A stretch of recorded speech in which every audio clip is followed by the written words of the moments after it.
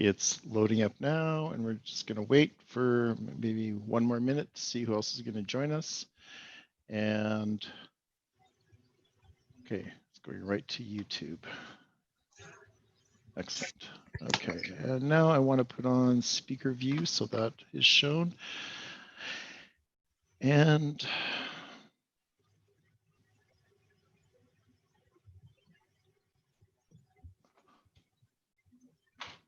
bear with us, folks. We'll be starting momentarily. Just getting all the slide decks ready to go.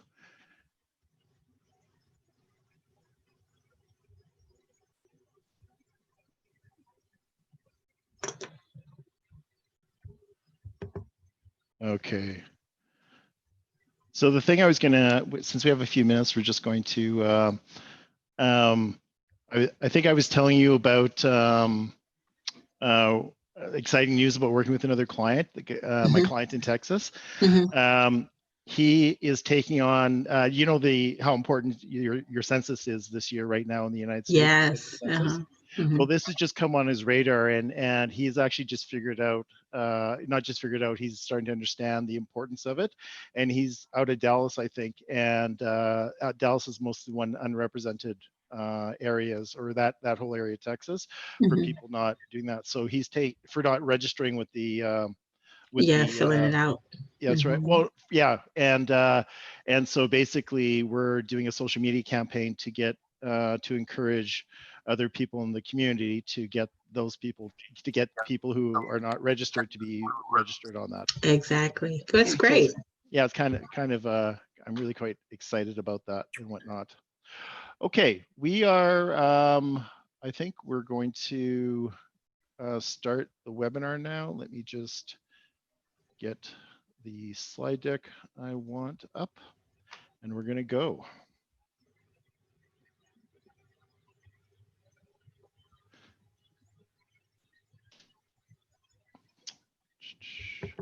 I'm going to share my screen and make sure that I can see what everyone else is. That's not what I wanted to. Just get this over here.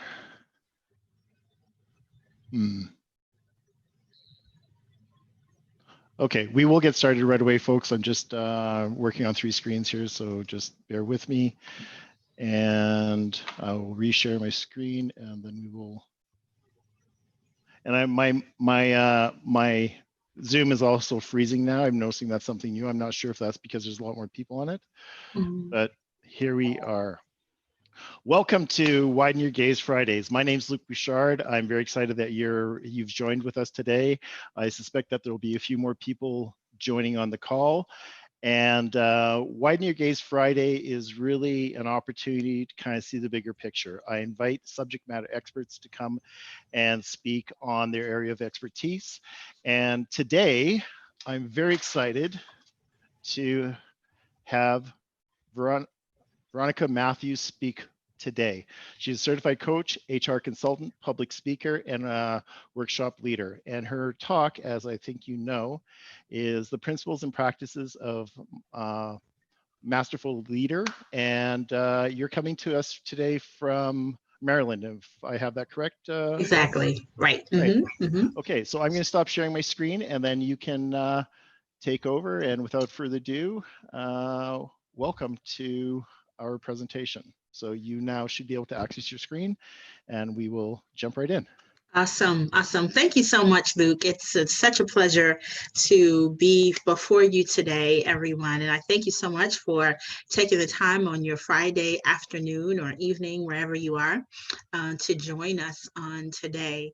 And I want this to be more of a dialogue, not just, I'm not a talking head.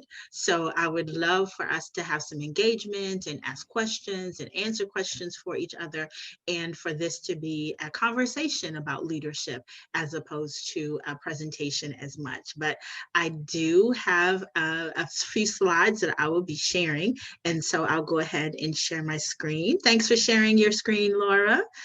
Great to see you. Hey, Wendy. Hi. Nice to see you. Thanks for joining. Hi, Lynn and RT. And so I'm going to be sharing my screen. And I'm just going to throw one thing in there, and that is it's really beneficial for the speaker to actually see people's faces, because it's kind of like we're talking to the world. And so thank you for the two of you, for Laura and Wendy, for sharing your screen. It makes it infinitely easier. And also, I'm going to suggest it's to your own benefit, because you can see this as a networking event and potentially make some connections with people. And so please share your LinkedIn addresses. And I'm going to stop talking now. Go ahead, Veronica. Well, thank you. So I had separated my presentation and I seem to have lost my screen, but that's all good. So I'm going to start that and then go back. So I hope everybody's doing well today. And it's Friday, so we can look forward to the weekends. I'm quite excited about my weekend. I'm going to be going for supper with a very good friend of mine, and then I'm going to be hanging out. And hopefully tomorrow I'm going to be able to go golfing. We're calling for rain, so I'm not sure about that. But I see you have your screen up. And yes. Excellent. All right. Okay, so again, I hope this is an interactive presentation, and I've got my backup with me, Wendy, so she can definitely pop in and join in the conversation, because she's a leadership coach as well. But I wanted to talk today about the principles and practices of an elite leader. Now, I know when you signed up for it, it said Masterful Leader, but I'm all about alliterations, and I like when things kind of begin with the same letter, so I changed it from Masterful to Elite.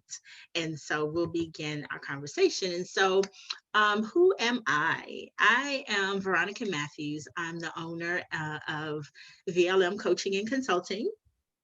And I am a leadership coach, and I am an HR consultant. I'm a trainer, an author, and a speaker. And I have 26 years of human resources experience. And it was through my human resources experience that I really developed a love for coaching. And it wasn't, I thought I was coaching in the workplace, and I really was, but not to the truest sense of what pure coaching is. And then I had an opportunity to attend two coach training programs, and the second of which is where I met Wendy, and there we gelled together for a year and it was more of a learning experience about myself and about myself as a leader than it was about me in addition to learning coaching. But in addition, I hold 2 senior certifications in human resources, and I just love to see people win. I really do. I'm an advocate for people. I really want to see people achieve the most and be their very best. And that's what coaching is all about. And that's another reason why I love it. And so our conversation today, we're going to begin with the great debate. I call it the great debate. You know, some people consider it the same, some people consider it different. And I would love to hear from you. What do you think? Are leadership and management the same? And if you think they're the same, and if you don't think they're the same, say why. Who would like to jump in? I'll talk. Okay. For me, no, they're not the same. Management is directed to, I suppose, mandated to follow certain of the organizational visions and objectives. Leadership is less constrained, I'll say, and is able to kind of direct the ship in ways that the organization might want to go in. So I see management as being a today kind of issue, and leadership as being something future goal-minded, if you will. Mm-hmm. Nice. I like that description.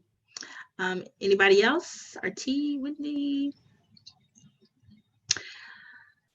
I remember back in the day, and this might come from really manufacturing environments, but there was the person that was on the line, And then you had a person that led people on the line.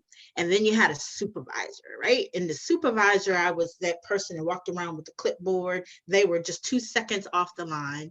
And they thought the best way to do it was to really try to show their bravado, right? And it's like, yeah, I made it off the line. I'm not doing that stuff that you guys are doing anymore. And so I'm different. I'm better. I got my chest poked out and I'm different. And then that carried through to management, which is management is directing, it's controlling. It is the idea behind keeping all the ducks in a row and making sure that the wheels on the bus keep turning. That's what I consider management. I consider management the mindset of people that want to control, the mindset of wanting to be seen as the bigger person. There's a lot of ego there. There's a lot of fear there too.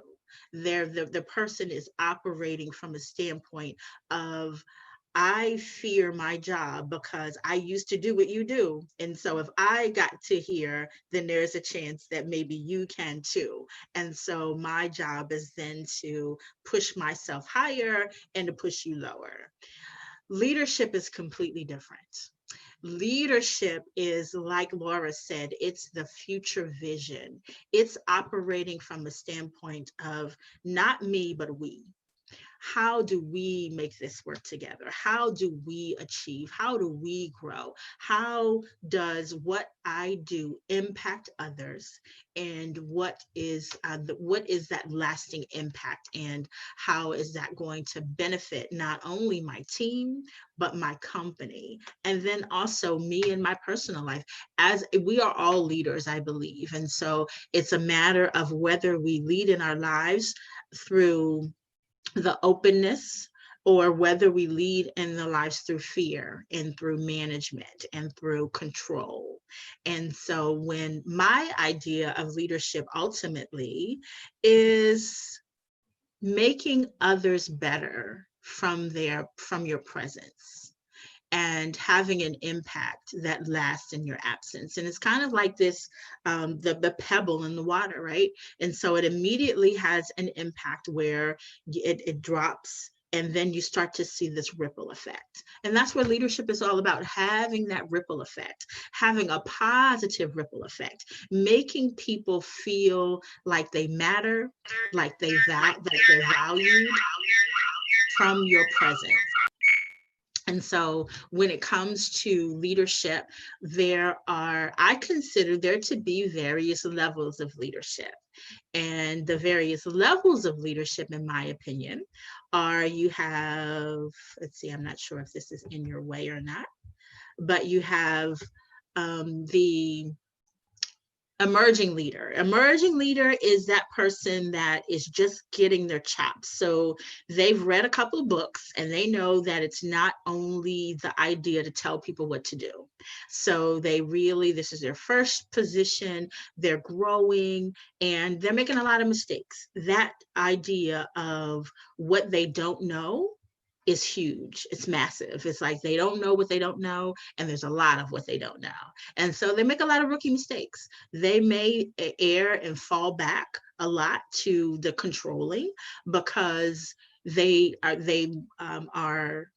operate a little bit in a fear because they're like, oh my goodness, imposter syndrome comes up a lot for emerging leaders. And they're like, okay, they're going to find me out that I really have no clue what I'm doing. And I'm just going to do what I can until they call me on the carpet for it. And then, that's the end of it.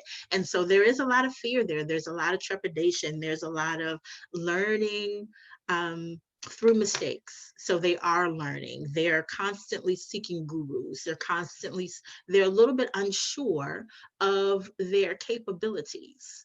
And so they may err on the side of being directive and being controlling and micromanaging. However, they do possess the capacity to be able to grow and to learn the right way and be connected with people. So what I like to share with emerging leaders is get a mentor, get a coach, Get someone that you get people in your corner that you can rely on, that can help guide you and that you can go to for feedback and positive reinforcement to be able to guide you, lead you and guide you in the right way.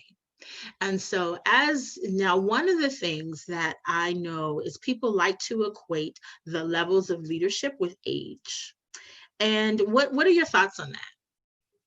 Is that the right thing to do? That just because you've been in leadership for 30 years, does that mean that you are at the elite or masterful level, or do they mean the same thing? What do you think?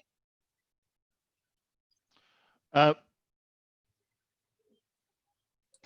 I'm gonna jump in and I'm gonna say no. Mm-hmm. All right. I think we see varying levels of leadership depending on your experience, but sometimes you can get those experiences earlier in your career. Mm-hmm. Right. So it doesn't mean that as a result of having amassed a number of years in a particular role, you are now an elite or even more effective. Because I know many of us have been subject to leaders who have been in industries for many, many years, and they don't improve with the number of years they've been doing the work. So I'm going to definitely defer to the fact that I think the number of years doesn't equate the elite or masterfulness. Mm-hmm.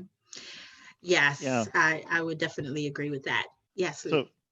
So one of the things I just want to just go back to when you're talking about your emerging leader, it would seem to me that that is probably could be a very tenuous time for them because they don't know what they don't know.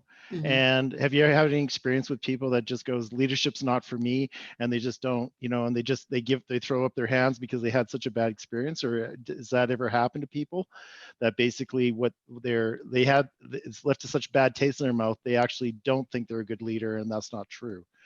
I'm just wondering if you've ever seen that. Yes, I actually had a client recently who had determined for herself that she wanted to be a leader, but she didn't want to lead people. She wanted to be a project manager, whereas she didn't have responsibility for people reporting to her. And her idea behind that was like, I've done that. I've been responsible for other people's careers, and I don't like it. It's a lot of pressure.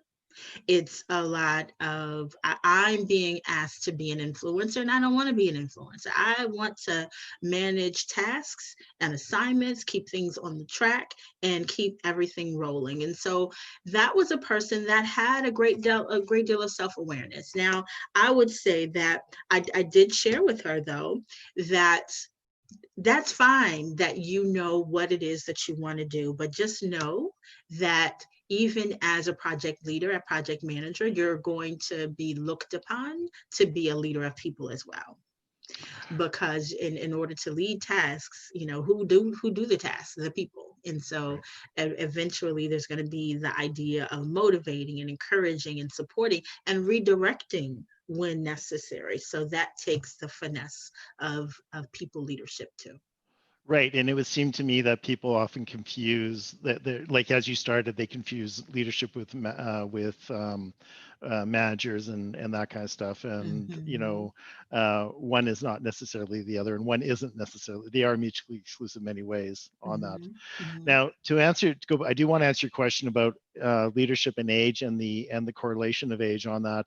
And I can't help but think of that young woman out of India that got shot in the head, who is now, did she win the Nobel Peace Prize? I can't remember. Malala, I think. Yeah, she was 14 or 16. And, if that's not a leader, if that's not a leader, on that. So certainly age doesn't seem to matter when it comes to what you're going to do on that. So not at all. So just because we like to call the millennials and the Y's and the Z's, we like to call them, inexperienced, they're the greatest startup organization. That group has been responsible for the most startups and new business openings in the last several years. So just because you're young does not mean that you cannot rise to effective or elite status. And just because you've been managing for 30 years does not mean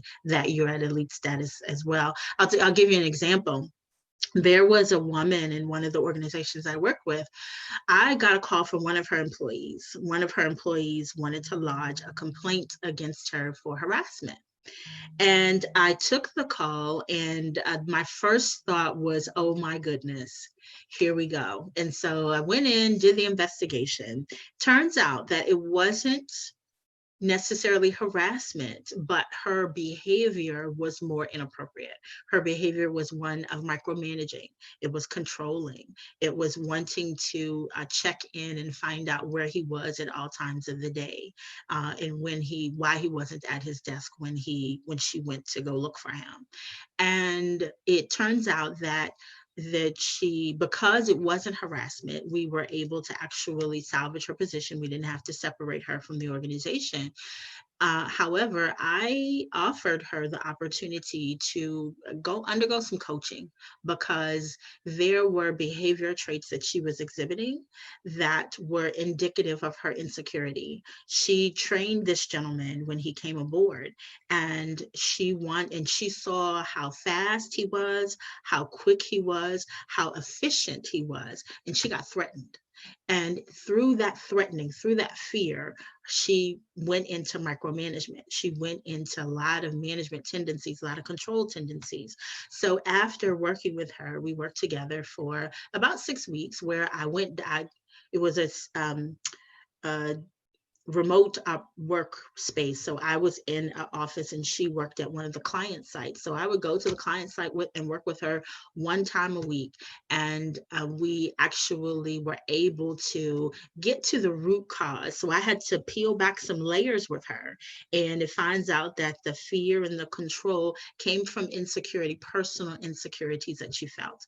And so through that, we were able to peel back those layers and create new structures for her, new behavior tendencies, and she actually was able to excel in her role. And I was laid off from the organization, but I found out from the leaders, I still kept in touch with them, the owners, that she was promoted to project manager the next time that they had an opportunity. So this was a person that went from a manager, not even being a leader, but being a manager and having real supervisor mentality almost, to actually being promoted to a project leader. So there is the opportunity that it's never too late. It's never too late to create new structures for yourself and actually grow into a new role and opportunity. So that is an idea of great, practicing different behaviors, being willing to practice something different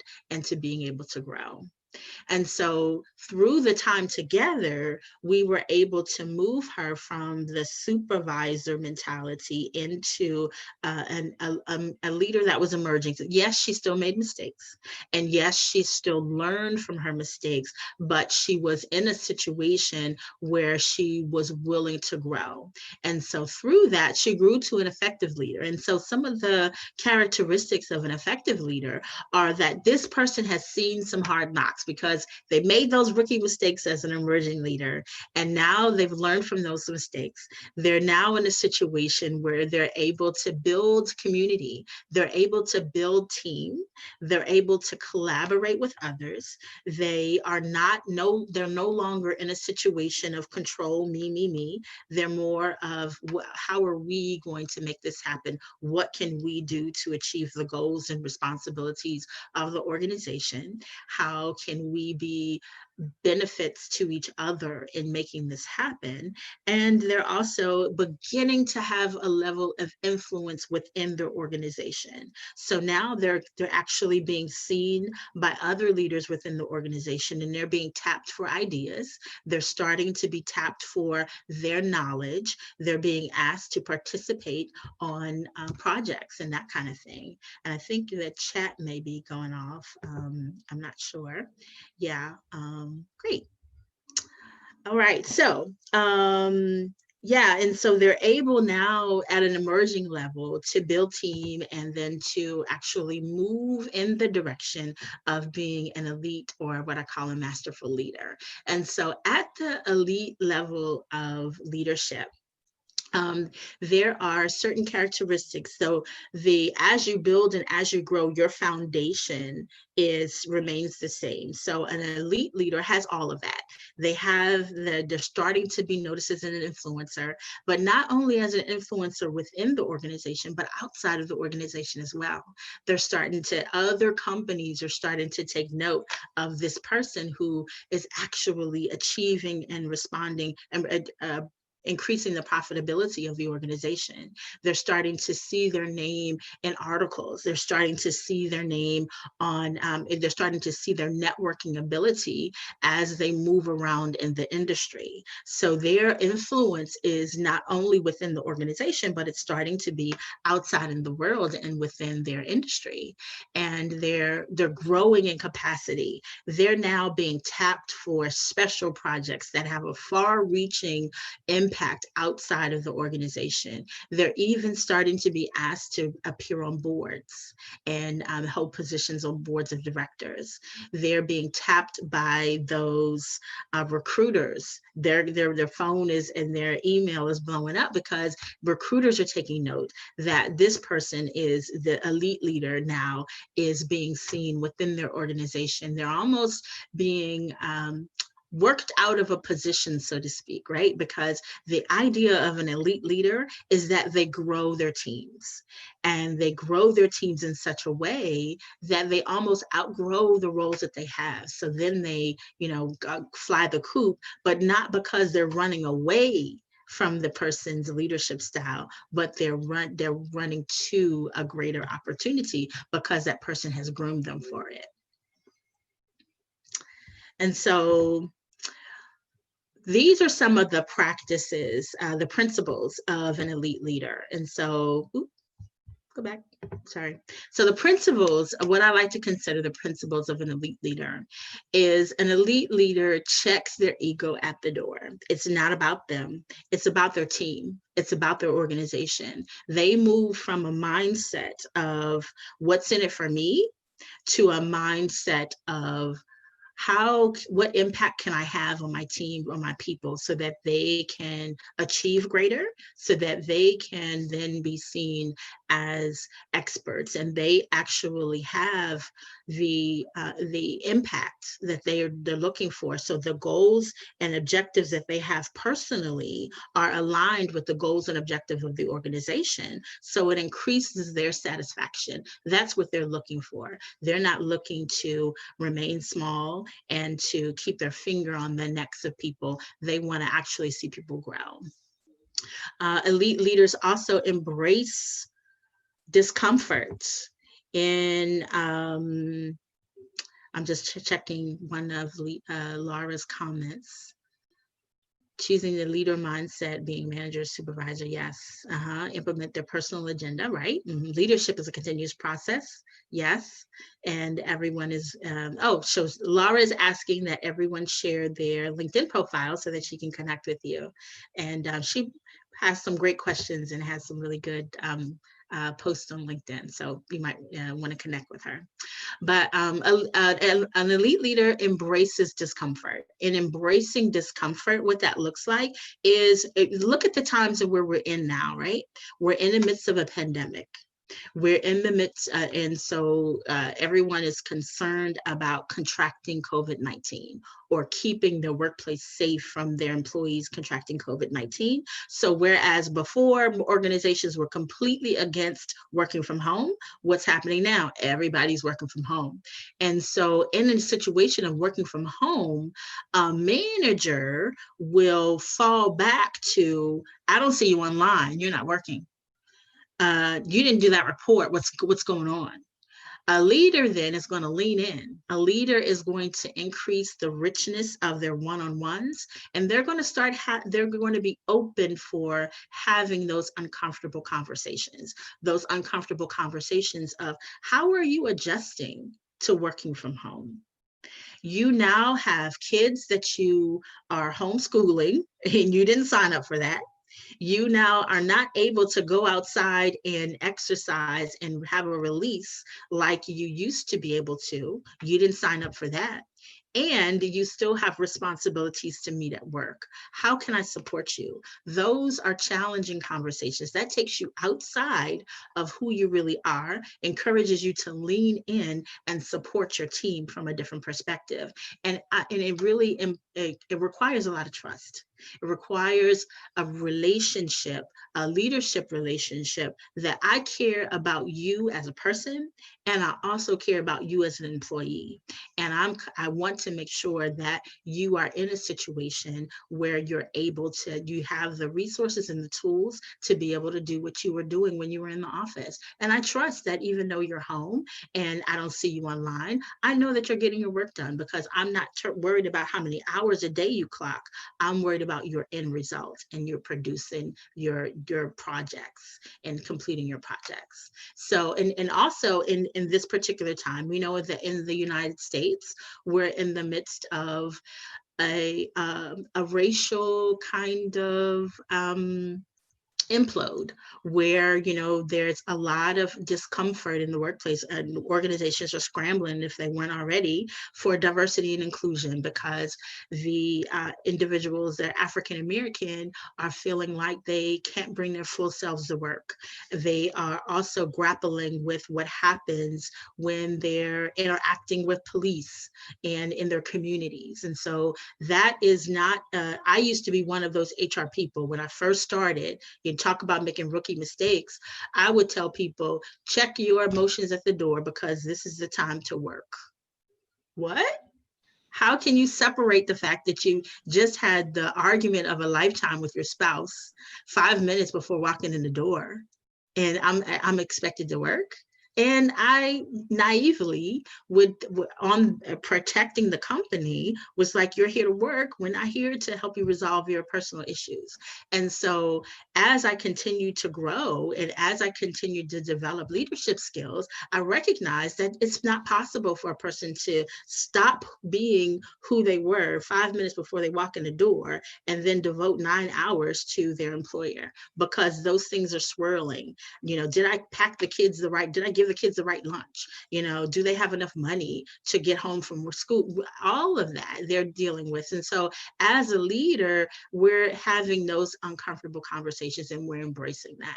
As an elite leader, we're also welcoming failure. Failure is a part of growing. I consider that you either win or you learn. And leaders that have that embrace are the ones that actually have and push their teams to excellence, and are examples of an elite leader. Elite leaders also operate that integrity is king and trust is queen. If you don't trust me to lead you, to support you, then your productivity is not going to be as high. If you don't trust that when I make a decision and I communicate that decision to you, that I have your best interest at heart, and that I actually fought for you in making this decision be what it is, then we're not going to have the level of productivity. We're not going to have the team cohesiveness that's necessary. So elite leaders practice trust and integrity. That's they embody That's their principle. That's their foundation, trust and integrity. And they also operate in the 3 C's. Now, there are lots of C's out there, but what do you think I mean by the 3 C's? Whether you want to come off mute or you want to do the chat, what do you think are the 3 C's that I'm talking about? And we have lots of activity in the chat, which is really Mhm. good, and we can take a look at those. Yeah, if you want to unmute, we have like 7 people on the call, even though it shows 10. So please join in there. Compassion is one of the ones. I don't know if that's the right answer, but Yeah, yeah. Yeah, exactly. So compassion, Elena writes, compassion is a good C to have. The 3 C's that I was speaking of are more courage, compassion, and communication. And so all 3 of those go together. So the courage is going to be some tough decisions that are going to be made at the elite level, at any leadership level. But really, when it comes to the level of impacting large groups of people, impacting the organization, and impacting people outside of an organization, the clients and the customers, at that level, there's going to be courageous decisions and courageous conversations that'll have to be made. So when a person embraces the courage to be able to communicate tough decisions, then that is a level of elite leadership that not many people. So when President Obama had to make many talks about, whether it was a school shooting after the school shooting where there were elementary school kids that were murdered, all the way to having to communicate things that about possibility of war. There takes a lot of courage to be able to get in front of America and make those and have those conversations. So definitely compassion in communication as well, because compassion is very important. A person needs to know, before they want to know how much you know, they want to know that you care. And it doesn't matter. If they don't know that you care, they don't care how much you know. And so the compassion has to be there at the elite leadership level, because that's where you're impacting a great deal of people. And if you are very cold, very stern, and it's all about the business and it's all about the numbers, you're not going to really be at the elite level. You're going to really be more so kind of at that emerging level where you're making rookie mistakes, even though you might have a number of years of experience. So what are we thinking about these principles? Are they principles that are attainable, achievable, or kind of, are they really lofty? Are just like, Veronica, you're asking a lot. Or are you really kind of on board that this is, either it is you already, or it is what you aspire to? I have a question that's kind of come up for me, and I just want to ask this. And certainly I subscribe to everything that you're saying, and it makes a lot of sense. But can you talk about the correlation between an elite leader and maturity, and their personal maturity on that? Because it would seem that everything that checks the ego at the door, embraces discomfort, welcomes failure, and the 3 C's on that would take a fair amount of maturity. So what are your thoughts on that, Veronica? Absolutely. You are spot on. And that they're much like the Mary, who I'll name when I talked about before, about her ability to control, her desire to control her team member because she was insecure. There is a level of personal maturity that a person does need to have. And the more that when we get into the practices of an elite leader, that'll lend itself a lot to developing maturity, developing confidence, developing the idea that it's bigger than you. And when you take yourself out of it and not take yourself so personally, not take things so personally. It actually helps to develop. One of the books that I read that was really impactful for me was actually The 4 Agreements. And I know that there's been a lot of people that have read that. The one of the agreements is not take things personally. Let's see if I can get them. Be impeccable with your word. Don't make assumptions, don't take things personally, and do your level best. Always do your best.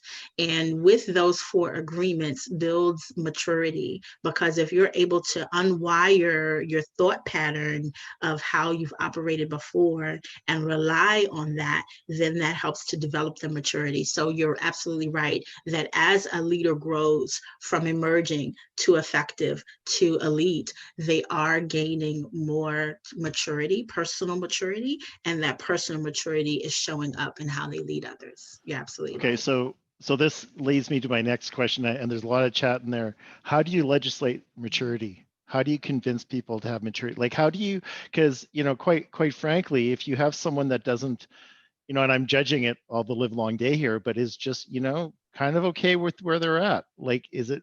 How do you move them forward so that they're not a hostage or a prisoner in your process? Mm-hmm. What are your thoughts on that? Because that's always been a struggle when I've worked with people. If they really don't want it, it's like that old joke: how many psychiatrists does it take to change a light bulb?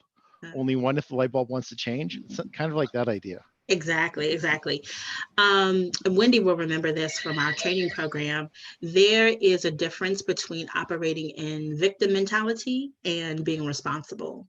And Luke, we've talked about this in our coaching. If you haven't, if I didn't mention it already, Luke is my coach, and so we're working together. And there is a model that he shared with me of you either live in empowered consciousness or disempowered consciousness. And the same thing goes with being living in a victim mentality and responsibility. And so victim mentality is you blame, it's all about everybody else. The reason why you either aren't at the level or don't have or are experiencing what you're experiencing. And then on the other side of it is responsibility. Responsibility is you have a great deal of self-awareness. You know what you know who you are, and you know what you're capable of. And because you know what you're capable of, then you're able to help fill in the gaps where you need to. And so when you talk about being coachable and the desire to embrace this and improve your level of maturity, it's all about whether you want to continue living as a victim or whether you want to be responsible. And in order to lead others, you first have to lead yourself effectively. Now, you may not always do that at every single point in life and for every single circumstance, but that you have the capacity to do it. It just means that the ebb and flow of your maturity is always being tested. It's always being challenged. However, at the end, you want to be the very best. And if you want to live in victim state, go right ahead. However, the majority of people will want to move in a direction once they're able to see who they are from a different perspective. And coaching helps with that, helping give them elevation on who they are, helping them see themselves differently, then they want to move in a different direction. So I think I hijacked the question about whether or not on that. So your question was about whether or not are people embracing this? Do they get this? Do they see themselves? Mm-hmm. So do you still want to go with that question? Yeah. Yeah. So let me see. Yeah, so RT said it seems pretty easy to understand, right? Not easy to do, exactly. You make a good point, RT, and I say practice. In coaching, we talk about practice, and we talk about practice areas. So we don't necessarily, we set goals and objectives, but really we set practices, because practice means that sometimes you're going to remember and sometimes you're going to fall back to what you already know because it's easier. And so, but however, when you remember that you're falling back to what you already know, then you say, okay, is this the way I want to continue doing? Is this what I want to continue doing? And therefore you invoke your practices of wanting to do something different. So you're absolutely right. You do grow, and you may not always remember. However, when you know better, you do better, and you actually, that people say, oh, we don't try, we either do or we don't. And so I think that there's still room for trying. There's still room for effort. There's still room for wanting to do wanting to do something differently. And then when you have the capacity to do that, and you remember that you have a toolkit. I think life is all about building a toolkit. It's building a toolkit so that when you come to a certain circumstance, you can ruffle through that toolkit and say, okay, this is what I put this in this toolkit for a reason, and now I'm going to use it. And so you might not always remember when you go into your toolkit, it might be up under the hammer, or it might be up under the piece of paper, or it might be up under the wax, or it might be up under whatever you have. But when you actually able to unpack it a little bit and use the tools that are available to you, that's what life is all about. Just kind of practicing with the various tools that you have and that you're building as you go along. Okay, yeah, so Laura said you either born with this or you learn it, right? And learning is all a part of life. And like I said before, you either win or you learn in various experiences. And so when it comes to the learning experiences, it has to the resilience and the opportunity of learning, because you might not always get it right. The resilience to get back up and try it again is what really helps people grow. And yeah, so great. Thanks for the comments. So now we're going to move into the practices of an elite leader. What does it take for an elite leader to get to that status? So this is my little, I've kind of created this based upon other things that exist out there, but thoughts become feelings, feelings become actions, actions become habits, and habits build your character. And so how does an elite leader build their character? How do they build their practices and their habits? Well, the first is it starts off with self-care. I will say that is the foundation for anybody, whether you're an emerging elite manager, supervisor, a baby, anything, starts with self-care. It starts with understanding that it takes you filling your own cup before you can pour out to others. And an elite status leader, it has influence and impact all over the place. They're just, they're oozing with influence and impact, and they're doing that all over the place, right? So they're not only doing it in their team and in their group and in their organization, but outside in the world as well.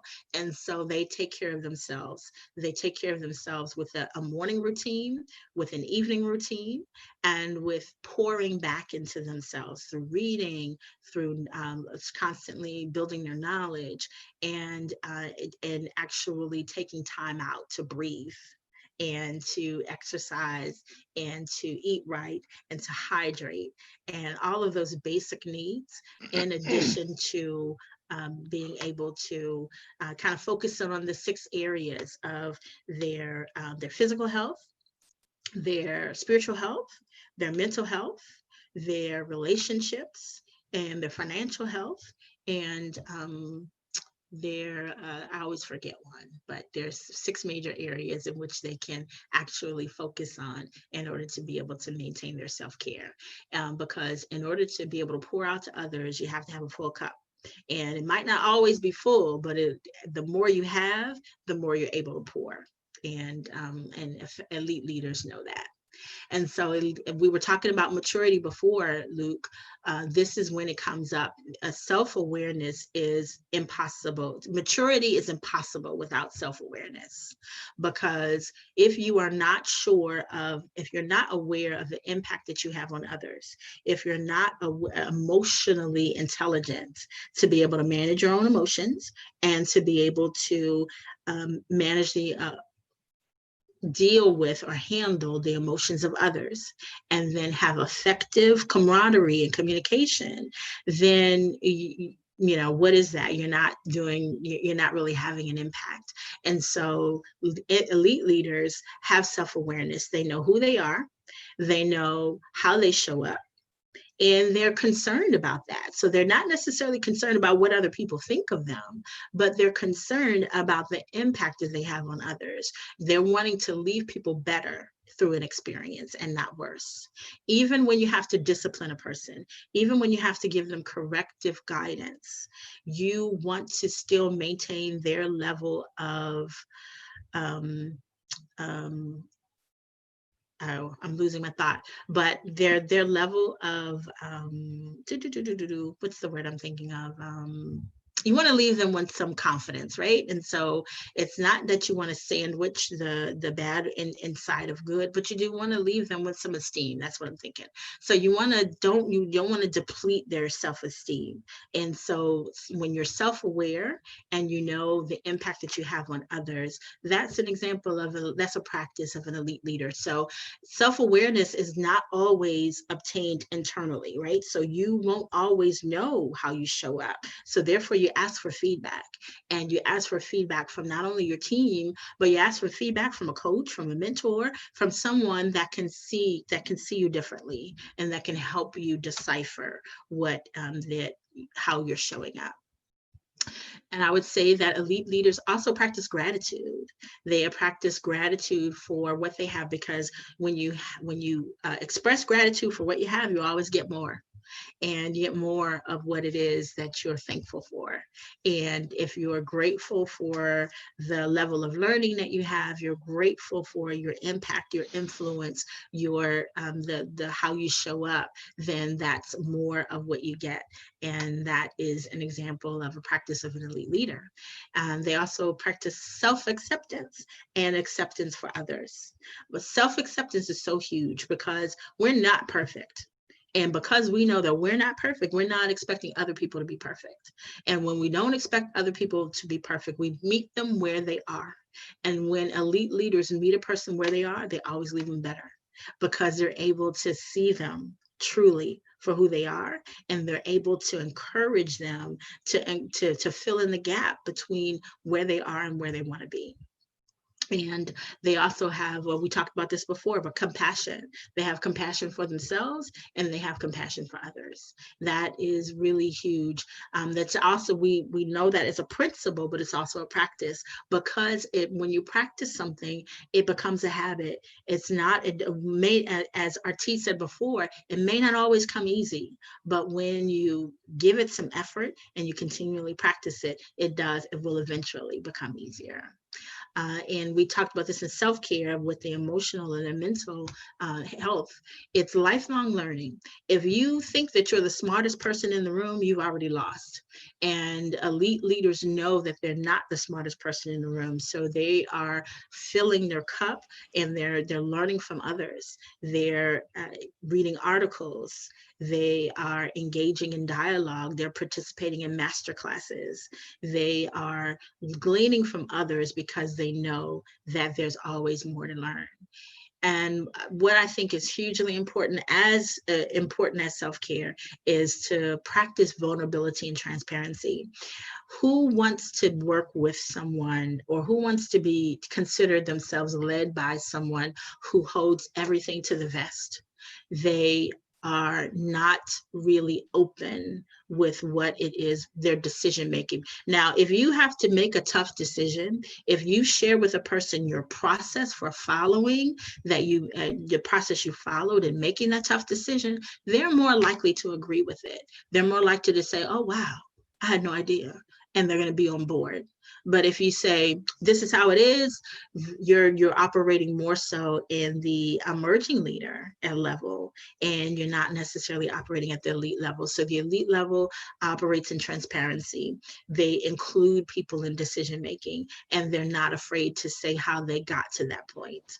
They're also vulnerable, not vulnerable to the point where they're, always crying in meetings.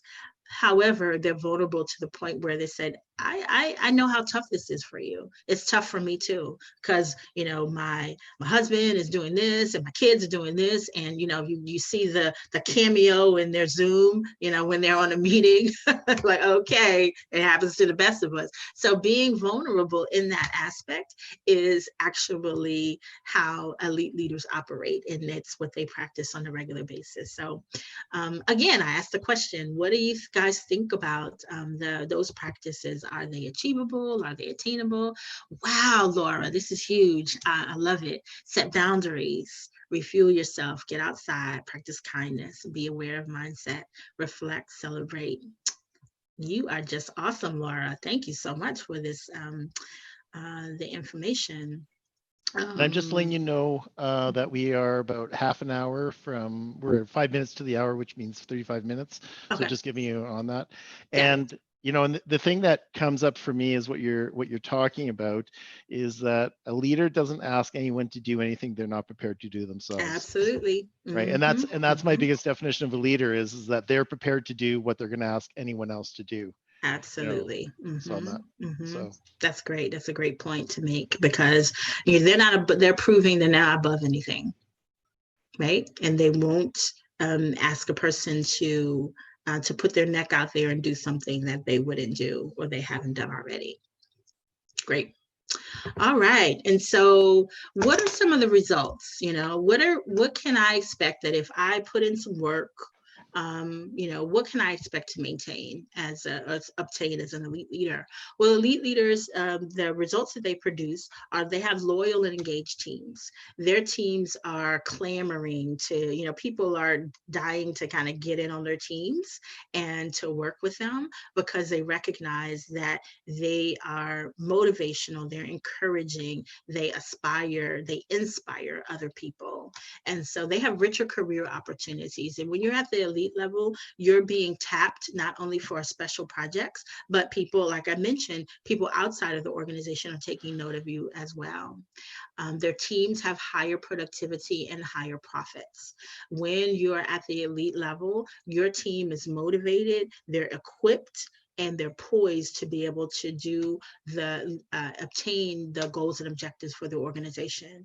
And when that happens, you actually are, you give credit where credit is due. And because you give credit where credit is due, then that falls back on you as well. And I wouldn't say that there is absolutely no turnover with an elite leader, because there's positive turnover. If you are grooming your team to be leaders inspire and create other leaders. When you create other leaders, eventually they're going to get to the point where they're going to need to grow. They're going to fly the coop. As a parent, your idea is to raise productive members of society that are able to stand on their own. And that's the same thing with a leader. Leaders, you're creating other leaders. And when they're ready to lead, then they leave your team for other opportunities, or they leave your team for greater opportunities. But they're not, as I mentioned before, they're not running from you because you're a poor leader. They're running to a greater opportunity. And you have increased exposure internally and externally. So those are some of the results that an effective leader, an elite leader, can expect to obtain. And so here's my ask for you, is to say, where are you in your leadership, and where do you want to be?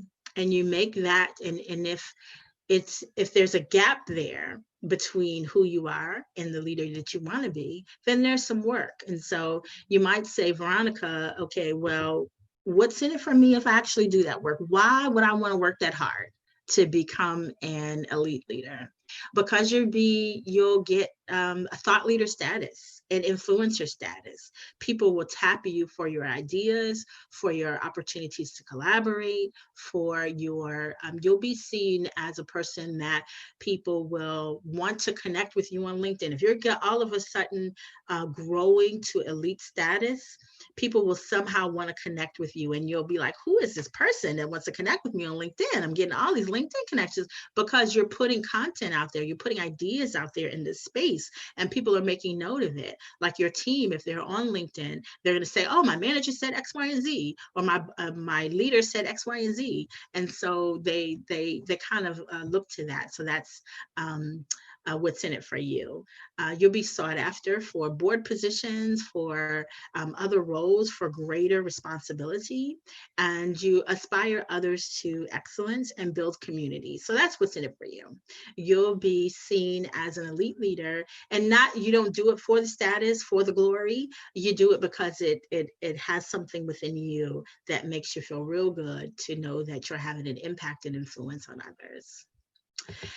And so we are not what we repeatedly do. So we are what we repeatedly do. Excellence then is not an, what is that? It's not an act, but a habit. And so when you get into the habit of developing those practices of an elite leader, then you're growing, and it is building your toolkit, and it's expanding your capacity. And so this is just a little funny sidebar that the first thing that you can do is to always make your bed. That's leadership success tip number 1. And it's easy. And so funny thing is that prior to COVID, I didn't always make my bed. I was always rushing, kind of going from here to there, leaving myself 2 minutes to get ready for work. And so the last thing I had time to do was to make my bed. And so COVID came in, and I'm like, oh, I don't want to always come home to an unmade bed. And that practice of always making my bed before I start my day, it's going to carry with me. And I was reading an article in the Huffington Post. It says, make your bed and change your life. And that's where you start. Successful people always make their bed in the morning. And so if you want to rise from emerging to effective to elite status, then it starts with making your bed in the morning. And so I know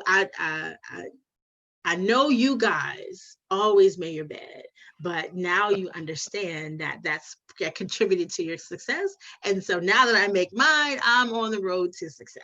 So there we have it. The one thing I want to say about making your bed, and that is, and no, I don't do it every day, but it's whenever I walk into my room and see unmade bed, there's that kind of emotional, oh, it's kind of messy, and it's there. But it's also something, you're starting your day with actually achieving something. Yes. You've actually set the tone on one thing that you've done, because, we're going to have more than enough people in the world tell us how we screwed up. And of the 10,000 things we do right, we're going to hear about the one thing, 2 or 3 things that we don't do wrong, or that we don't do right on that. There's no shortage of that. So that's one of the reasons why I like making the bed, is it doesn't weigh me down, and I feel like I've succeeded something already.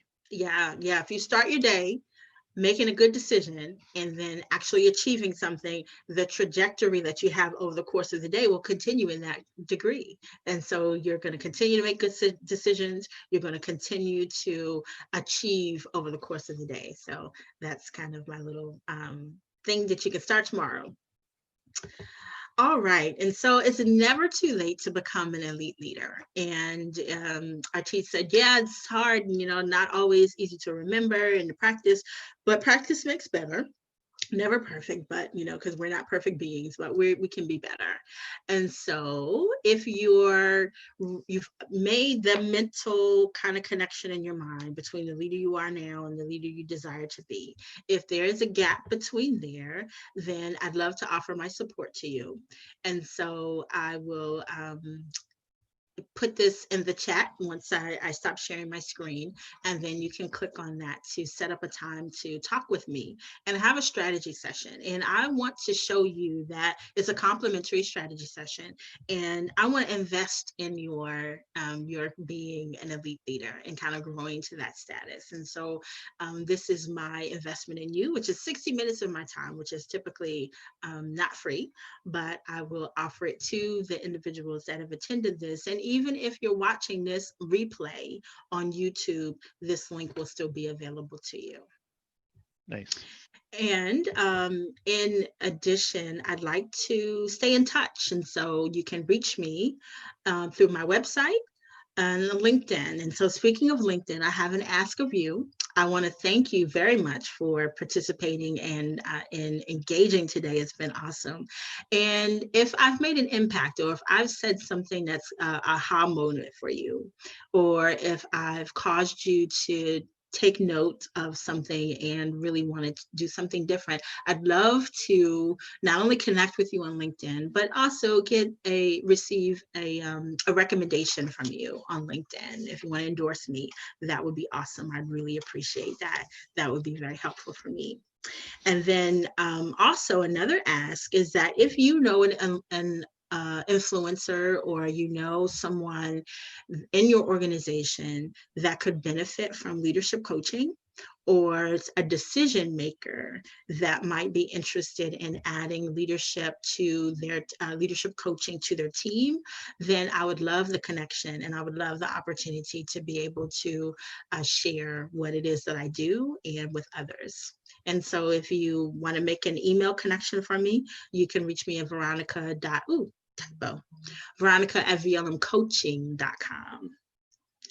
And lastly, if you want to connect with me just generally on social media, I'm on Facebook, I'm on Twitter, and I'm on Instagram, and would definitely love to stay connected to you. So thank you so much. I appreciate it. And if there are any questions, I have a story I'd like to share that about my less than stellar leadership and whatnot, and I'd love to share that, but first I want other people to take questions, and probably best if you stop sharing your screen now so we can see on that. So let's open it up to questions, and then I can get back to my anecdote story on my less than solid leadership moment.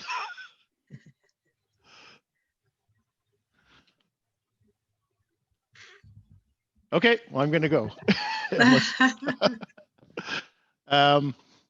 So there is a question about what techniques, what are the best techniques to check your ego at the door? One of the biggest techniques is to just remember it's not about you. That what you do today, like I think leadership is all about serving. And when you approach leadership from the idea of serving, you are already putting yourself in a position that others are going to matter more. And it's not that you don't matter yourself.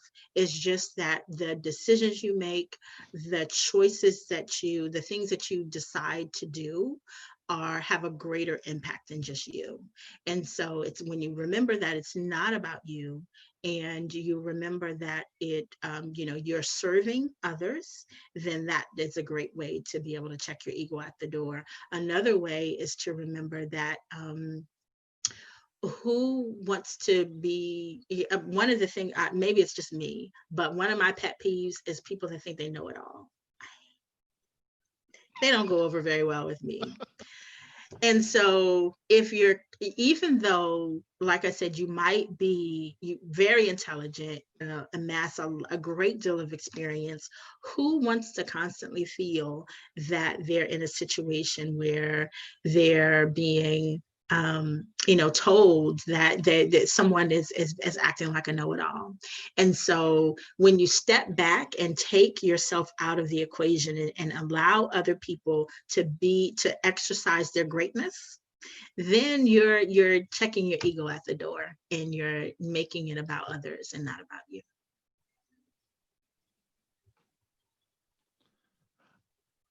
Yeah, Laura said everybody needs to share. And and when you give people the floor and you give people the space to know that their contributions matter, that their voice matters, I think one of the things that elite leaders do very well is engaging the voices and the opinions and ideas of others.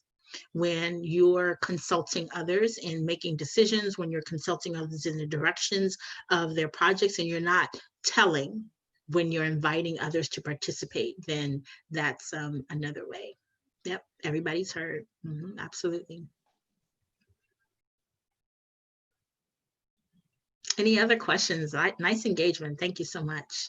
Laura, you did mention that I had 2 different web numbers, and you're right. I have my personal number, and then I have my web number, and I probably might have not had them synchronized. So thank you for that. I'll make sure I correct that.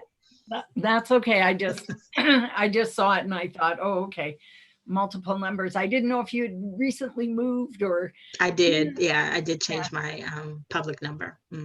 But the question I have is around. So recently, I've started seeking out intelligent disobedience leadership, and there are two thoughts to it. Two people, actually, there's three thoughts to it, and it leads into the being courageous, right?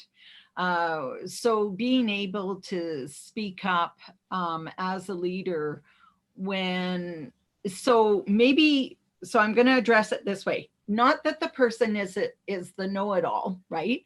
But sometimes we have to be courageous to say, we're going down the wrong way because a person has exerted more strength or superiority over others, and they're going to lead everyone into disaster. So the intelligent disobedience is like being courageous enough to stand up to those who exert too much power. Absolutely. And I believe that elite leadership encourages, what do you call it? Intelligent disobedience? Okay. Yeah, because you don't want people that are always going to be yes men and women, right? So like, whatever I say goes, that is not indicative of an elite leader. An elite leader inspires other people to actually have a voice and to speak up. And when they think that something is not going right, they actually say it. It's like, oh, I'm not with this, and they're not intimidated by that. They actually welcome that because it just means that they are opening opening the platform for people to bring their ideas to the table. And then because if you see me going 50, 100 miles an hour towards a brick wall and you don't say anything, then I'm killing everybody in the car. And it's kind of like on my team. If that's my leadership style, then I think somebody in intelligent disobedience really needs to speak up for that. And an elite leader creates the opportunity for people to voice their opinion. And they're probably not going to be that person going 100 miles an hour towards a brick wall. And when when something happens and they actually encounter a blip in the road, then they know that they've encouraged the type of environment where people can speak freely. Great point. Yeah, because it would seem to me that to have a dissenting voice and to be able to hear that really means you have to have a lot of security in yourself. That you're not going to be threatened by someone that says, no, I think that's BS. I was going to swear, but no, I think that's BS and I don't agree with that. And really for these reasons. And, because we often will help, people will tote the party line, even though they don't think that. And the value of having someone go, no, I don't think this is right. It doesn't mean you have to listen to them, but they must feel safe enough with you to be able to do that. Yeah. Exactly. Yeah. So it goes back to that level of maturity, that self-awareness, so that they know that, just because a dissenting opinion exists doesn't mean that there's right or wrong, that they're wrong for it. It just means that there's another opinion to be heard. So this is my leadership. This is my leadership story that I struggled with. I had a role where I had a position that I inherited. I got hired. I inherited 5 staff, and then I had to bring that staff complement up to what we thought was 50. And 6 months into it, I had 45 people that I hired and whatnot. And it was these are people that were working with children at risk, youths, family at risk. So it was really very important that the level of maturity and that the people that I hire was going to actually be able to work within these very complex systems and whatnot. And there's a lot of scrutiny because these were, child welfare doesn't want to be embarrassed by any of their vendors. So I had a youth worker. She was absolutely outstanding, but she had really bad body odor. and it was like, and she was totally unaware of it, and it was like, you know, it's like, it was like in her clothes. It wasn't, it was kind of in that. And I I was the structure had changed within the system, within the organization, and she was once my staff. Then she actually, I hired a supervisor, and the supervisor was supervising her. And I had the lack of integrity when I said to him, after after he came on my attention and whatnot, because the child welfare worker brought it to our attention, where I downloaded this on him to say, you have to tell her about this. And I think I did that for, I don't know if it was 6 hours, maybe it was a day, but then I just felt worse and worse and worse about that, because he didn't have a relationship with her. You know, and I didn't want to be the one that was pointing out that she, you know, had that, because I wanted to be liked. I wanted to be the nice guy and whatnot. And so and her supervisor's name was Wolfgang, and you could see the look on his face of going, oh, thanks so much for dumping this on me, right? For having this responsibility. And so I went back to him and says, you know what, I will take it on. It's not fair for me to ask that of you, and you don't have and we had an outstanding relationship. And it was really about doing it with care and concern, and just saying, I don't think you're aware of this, but this is what we're hearing, and I have to bring this to your attention, because it's not helping you, and I'm not helping you by not telling you on that. But there was a part of me that didn't have the integrity initially, just wanted to dump it off on somebody else, because I didn't want to be the bearer of bad news. I didn't want to be the one that was saying, you know, I have to tell you this. So, you know, I'm glad I didn't finish the story by saying I dumped it on someone else. I'm glad I actually did handle it. But it was, I didn't want to. And I have a pretty high tolerance for uncomfortable conversations. I grew up in a very conflictual childhood. So what I had a boss that said to me once, you know, Bouchard, most people's level of conflict is about here on a scale. You're way over here, right, on that conflict. And although I handle conflict, doesn't mean I want to. Doesn't mean I like to. Doesn't mean I enjoy it. And that's often what people misconceive, is that's effort, and it's not effort. You just don't know the internal dialogue. So what would you recommend? How would you approach someone who actually has, you know, some hygiene issues? And would it be that straight? Would you, like, do you have any recommendations for that?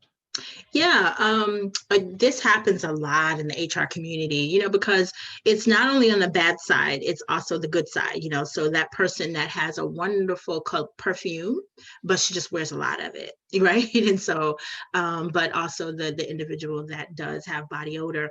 And so it's just the compassionate side. It's like, you know, this is not a very comfortable topic for me, but I just wanted to let you know that I've received a couple of complaints from the team members that there might be an issue of body odor. And I just wanted to bring it to your attention. Were you aware?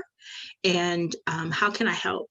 You know, because sometimes people have issues. They're either religious practices, or maybe they just don't wash their clothes as frequently or go to the dry cleaners as frequently, or maybe it's that they are in an environment with someone that smokes, and it kind of gets into their clothes, and it's hard to keep your clothes fresh when you're in that environment. And so whatever, you know, just open it up as an opportunity to let the person know that you do care. You're not trying to embarrass them. You do care, and that you want to hear from them. It could be a medical situation. We don't know. So it always go into it with curiosity, from a standpoint of expressing compassion and letting them know that you care, and that you are, as opposed to assuming, you know, what their actual problem is. It could be something, and then that could be really embarrassing. For that person.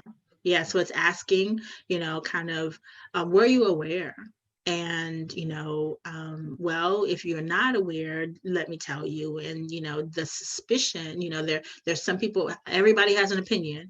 There are opinions of, you know, are you able to wash your clothes? You know, is there a medical condition? You know, and so asking the person to, you know, and usually if you ask, you know, how can I help? they'll usually say, well, what the situation is. And if they don't want to share, then you can just let them know that, okay, I appreciate you having having this conversation with me.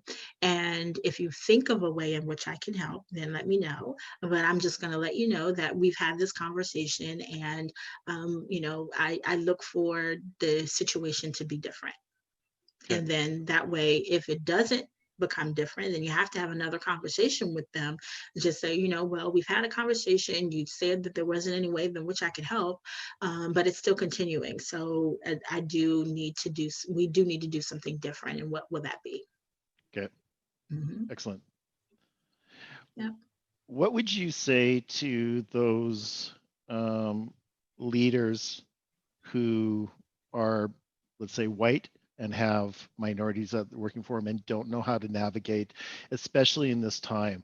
Like, I've spent the bulk of my career working with women. It was not uncommon for me to be the only man in a room. And I had to learn very quickly that I have very narrow conduct in my behavior. I couldn't stray from that because I was working with women, and these are also social workers who have no problem speaking out, right? So I had to learn I had a very narrow to walk and very narrow path to walk. And regardless of what they would say, if I said that, I would be crucified if I said half of what they said. That didn't matter. It was kind of the way the world works.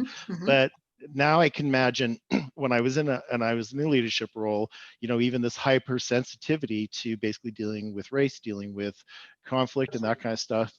And what would you say to someone like me who's trying to manage and because I'm worried about basically saying the wrong thing, right? Yes. I've said that on occasions, and I've kind of stepped in a few times with you. Yeah. But and how much are leaders prepared to just go, I'm not touching that because it's just not worth it. I'm just like, not me, not here today, right? Yep. So, and that's not the right thing to do either. So how do you help them navigate? What would you say to, an old fart like me, like what on how to manage that and navigate that terrain? Yeah. And so the what we don't want to get into is the open mouth, insert foot. And so saying things that it's not the time. Humor and levity is great in certain situations, but in this situation, I wouldn't recommend it. I would just recommend a person be vulnerable and transparent to say, I'm nervous. I am a white person. I am just coming to the knowledge of my privilege. I'm coming to the knowledge that there might be, there are problems that I have not been able to see before. I'm not looking to you to educate me. I'm just looking to you to have the conversation of what can I do? And if you open it up to the idea that I don't have all the answers and that I'm not looking to you for the answers, I want to let you know that I'm here, I'm open, and I would love to have a dialogue. And I'm going to do my best to, number one, be more aware of my privilege, not use my privilege inordinately, and to use my privilege in a way that positively impacts. And so I'm going to look at the team, look at the diversity makeup of the team, and make sure that people are paid fairly, that everyone has a voice, and that the individual's needs and their connection to the organization, that everyone feels comfortable in bringing their full, authentic self to work. And I may not always get it right, but I'm willing to try. And hopefully I have your cooperation and your collaboration and support in making things different and making things better, and the patience that in the time that it will take, but know that I'm trying. What I really like about that answer is the fact is that you're not asking to do anything that you're not prepared to do yourself. Be vulnerable, open it up, talk about it, say the fact that you don't have all the information, all that kind of stuff. And really it's about that appreciative inquiry, that kind of appreciative, how can we come and move forward on this together? Right. Very cool. I noticed that we have about 7 more minutes. I'm just going to Yep. do a quick pause, and then we're going to come back. Not a pause. I just want to mention some of my own particular some webinars coming up next week, and then we'll come back and finish up with questions. So I'm just going to be really quick here. And for those of you that don't know, I do webinars. I used to say 5 days a week. It's actually not that, it's not gonna be that frequent because some things have changed within Meetup. And tomorrow I'm only doing 2, but here's a list of the webinars I have. So I do a presentation on defining your ideal client, your avatar, and it really looks at how do you determine what they are. And because if you don't know who you sell to, how can you find them? So I have a 90-minute presentation, and these fall at 1 o'clock Mountain Standard Time. So if you're in the Eastern Seaboard, it's 3 o'clock your time. I also have presentations on, let me see here, where's my screen? Here we are. There we go. I also do presentations on elevator pitches, and I have a level 1 and level 2. And level 1 is the value proposition, because it really, you can't have a good elevator pitch unless you know what value you bring to the table, and that's your value proposition. So we do a deep dive into that, and we look at what is the value proposition and how can we demonstrate it through either business cards or signage. And then generally I follow up with that with part 2, which is navigating the elevator pitch. And it was really about what are the mechanisms? What do you do? When do you say stuff? When do you not say stuff? What does engagement look like? And then I bring a very simple but elegant model on how to have engagement, and it's called the iceberg exercise, or the iceberg model, and just basically looks at engagement in a different way. I also have another webinar that is dealing with difficult interview questions, and this is actually it'll be showing next Thursday at 1 o'clock Mountain Standard Time, and you can get that Meetup. And then on Tuesday, I didn't put these in order, I have Becoming a Subject Matter Expert, How to Position Yourself as an Expert, and Industry Leader to Potential Employers. So this is really about how do you put yourself out there so that people are going to see you? How do you bypass a stack of resumes? How do you demonstrate your value and your knowledge? And then again, we have Widen Your Gaze on Fridays. So that's what I offer.